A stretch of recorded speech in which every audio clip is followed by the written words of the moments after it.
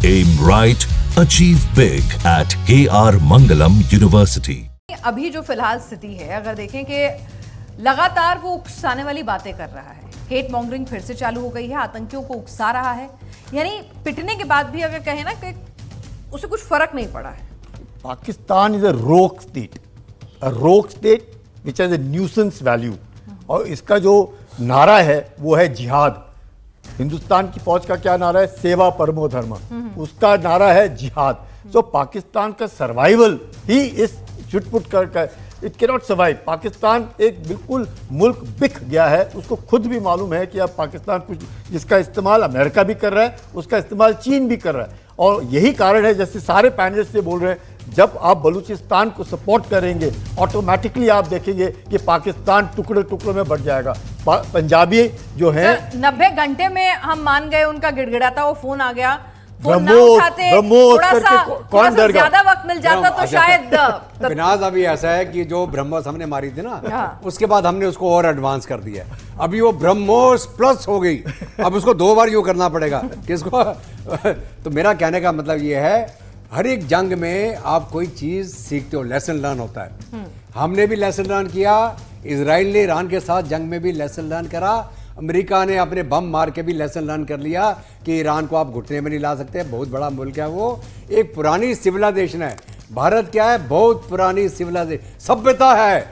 हम ये नहीं कि टटपुंजिया मुल्क पैदा हो गया कहीं से, कि उसकी क्या सभ्यता है, किसके साथ में कनेक्ट होता है वो। तो ये सभ्यता जो होती है, इसके ऊपर आपका मुल्क चलता है, आपकी आवाम चलती है, आपका जज्बा चलता है। तो भारत वो मुल्क है जिसकी सभ्यता है। हम दुनिया को शांति का पैगाम देते हैं, हमने हर एक के साथ हमेशा शांति का हाथ बढ़ाया। ठीक है सर, वो गिड़गिड़ाए हमने मान लिया, लेकिन अगर 90 घंटे में हम आपको घुटनों पर ला सकते हैं, तो अगर 90 घंटे की जगह 9 दिन मिल जाते तो आपका अस्तित्व क्या रहता है, ये आपको भी पता होगा। कुछ सवाल हैं। सीधी बात है, शक्ति से ही शांति आएगी, दुनिया में, भारत में, पाकिस्तान में। चलिए सवाल। मैं मेजर जनरल दत्ता साहब से जानना चाहता हूँ। जैन सर, ये जो मुनीर जो अमेरिका गया है, इसने जो अपनी मीर जाफर वाली छवि बनाई है, इस्लामी जगत में इसने जो है अपना विश्वास खोया है, इसके साथ साथ इसने चाइना में भी अपना विश्वास खोया है।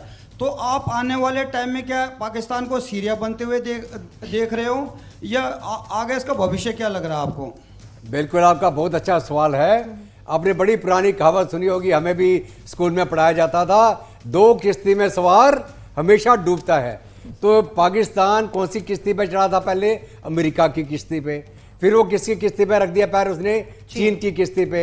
अभी एक पैर उसका चीन की किश्ती में है, एक पैर उसका अमेरिका की किश्ती में है। तो अभी इसका ये मान के चले, इसका डूबना तय है।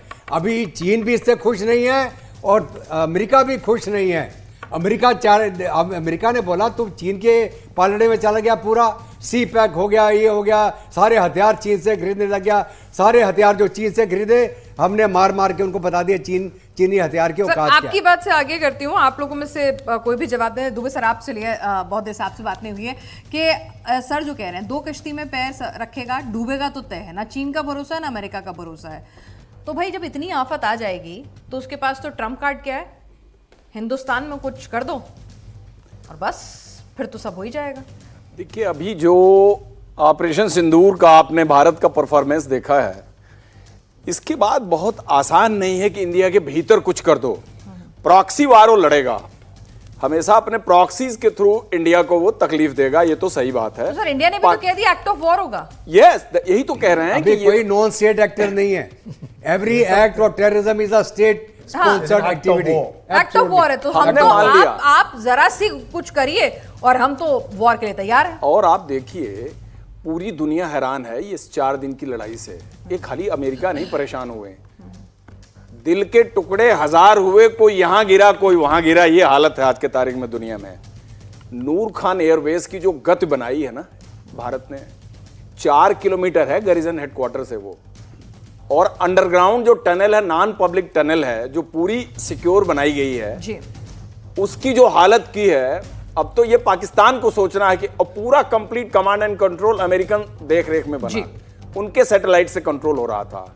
और यहां पर बैठे बैठे 1.5 बाई 1.5 फीट के प्रेसिजन स्ट्राइक से 600 किलोमीटर दूर मारा है आपने जाके। सारे लोग पागल हो रखे हैं, ये हुआ कैसे? अमेरिका भी ये बोलते हैं इंक्लूडिंग अमेरिका।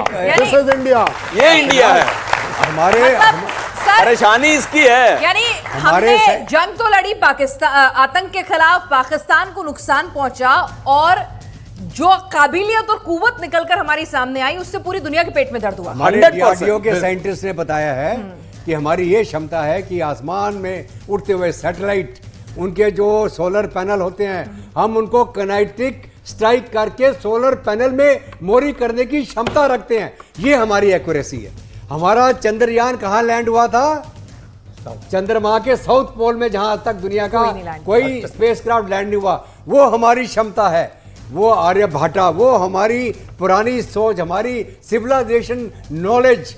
दुनिया में कोई मुकाबला नहीं है। अंग्रेज आए, लूट पाट के चले गए। नालंदा यूनिवर्सिटी 6 महीने तक जलती रही, वो हमारा धरोहर था। ये दुनिया को क्या पता कि हमारे यहाँ पे कितने ऋषि मुनि, कितने साइंटिस्ट पहले भी थे, अब भी हैं और आगे भी बन जाएंगे। और ये we are now relearning our origin. और सर, सबसे बड़ी बात कि ये जो जंग हमने, भारतीय की शक्ति क्या है? ये जंग थोड़ी ना थी, ये तो ये ट्रेलर था। ऑपरेशन सिंदूर, ये ट्रेलर था। ट्रेलर था। ये तो सिर्फ क्योंकि आतंक जंग के तो खिलाफ अभी आपने हमारी। डिक्लेयर कर जी। रखी है ना कि चलता रहेगा।